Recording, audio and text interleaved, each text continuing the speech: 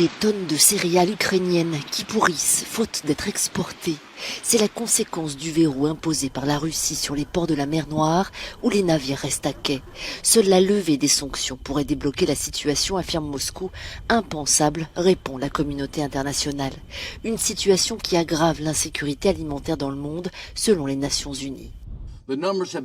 Les chiffres ont augmenté en termes de personnes marchant vers la famine, passant de 80 millions à 135 avant le Covid, et ensuite à cause du Covid, de 135 à 276 millions de personnes. Et ce nombre à cause de la crise ukrainienne passera à au moins 323 millions. Ne pas ouvrir ses ports dans la région d'Odessa serait une déclaration de guerre à la sécurité alimentaire mondiale et cela entraînera une famine, une déstabilisation et une migration de masse dans le monde entier. Les États-Unis accusent la Russie de prendre en otage l'approvisionnement alimentaire mondial. Non,